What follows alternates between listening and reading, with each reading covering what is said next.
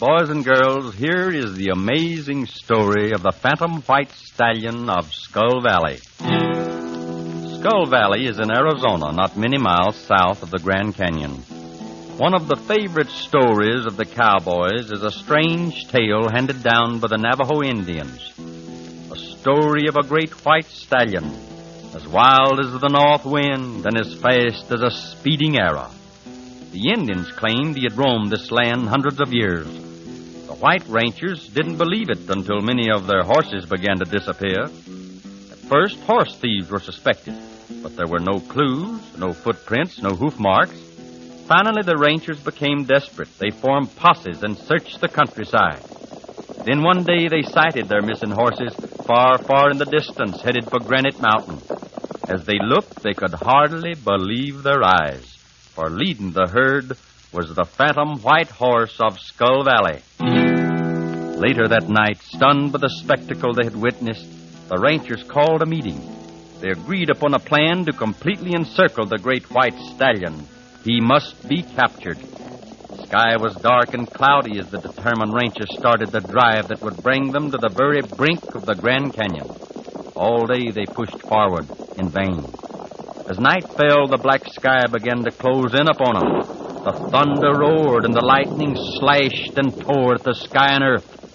Then suddenly a cry went up, for there on a high plateau, their heads high in the excitement of the storm, stood the missing herd. The great white stallion stood proudly in their midst. In a flash, the storm was forgotten and the race for the capture was on. The phantom horse was not to be taken so easily.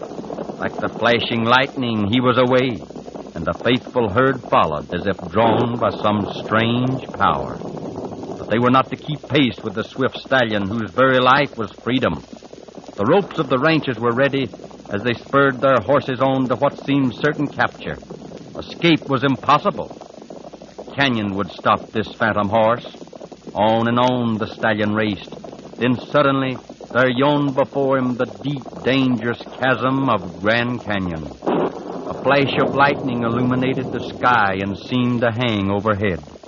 Then, with what seemed like a last farewell to the herd and defiance to his pursuers, the white stallion made a mighty, screaming leap into space and disappeared.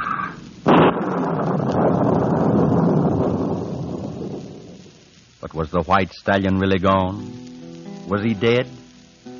Even to this day, boys and girls, when thunder rocks the earth and lightning splits the sky, the Indians tell of having seen a great white steed standing atop some mesa, or racing across the grassy slopes, his mane and tail streaming behind him like the lacy froth from a wind-tossed wave. Is the Phantom White Stallion of Skull Valley dead? I wonder.